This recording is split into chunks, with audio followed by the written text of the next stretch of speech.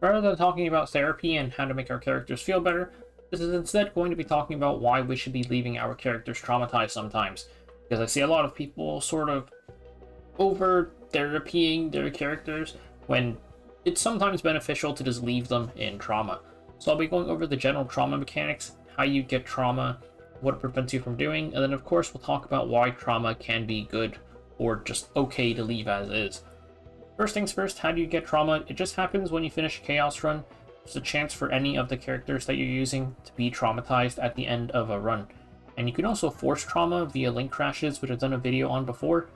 Basically, when your HP hits 0, the highest stress unit that you have will instantly link crash, and at the end of the run, they'll have trauma. It's 100% consistent, which can be useful for either affinity farming or if you're just trying to fill out your counseling records to get your 300 free stars. Once your character is traumatized, there's two ways to remove it. You can either do counseling, which is going to use up a communication pass. This is a shared currency with excursions, so this does prevent you from doing more excursions.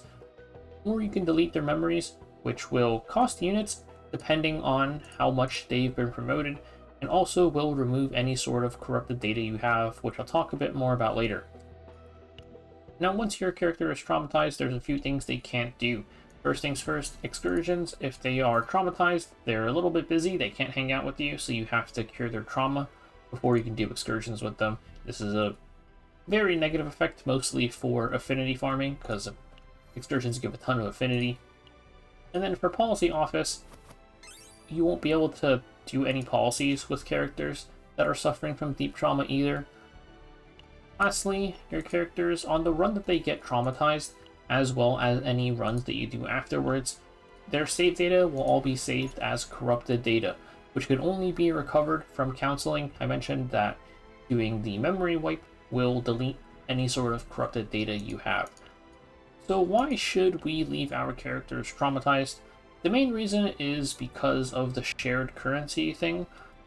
If you're doing a few chaos runs a day and your characters just keep on getting traumatized, if you cure every single character every day, that is -3 communication passes daily, which means that you can do one whole excursion a day, and it's really not necessary to be counseling your characters that much.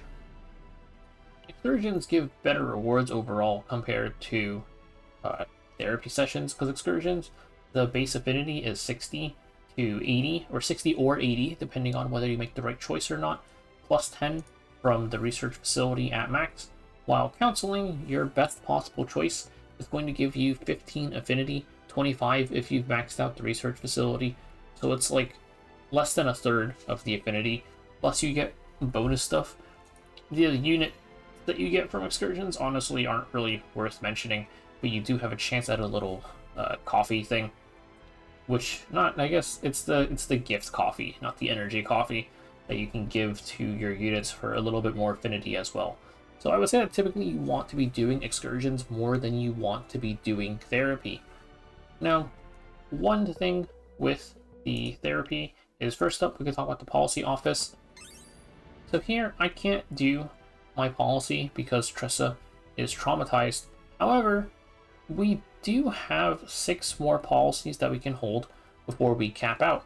There's a little bit under 27 hours before I hit the policy cap, which means that I could wait another 24 hours before curing Tressa, and I still wouldn't really lose anything, because I would be at 7 out of 8 in a day, and I could just cure Tressa then, and this would basically let me save 1 communication pass of not having to cure her today. One more thing is that when you're assigning your project aids, there's an argument to be had for not putting your primary chaos team on here, just because if your primary chaos units are on here, which Tressa is in mine, so having her here can be bad. The upside is that you get affinity, which is why I had her in here. The downside is that because they'll constantly appear on the policies, this means that you'll have to cure them more often if you're doing chaos runs with them. Now the other thing, the more important thing, is corrupted data. Oops, that's the wrong one. So corrupted data, the way it works is, going over it again, when your character gets traumatized on that run plus any run afterwards will be saved as corrupted data.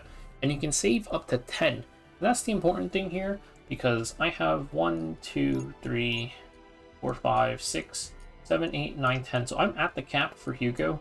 On the next run that I do with Hugo, it'll tell me that you can't get any save data because you have the cap of 10 corrupted data.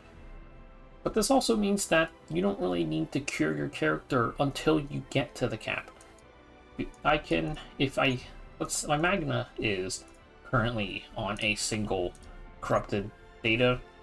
I don't need to cure her because if I was farming, or I am farming new save data for her, I can do 9 more runs before I run out of space. So rather than curing her while she only has 1 corrupted data, I should do 9 more runs and then cure her to maximize the amount of sort of wiggle room I have in leaving her traumatized to save communication passes.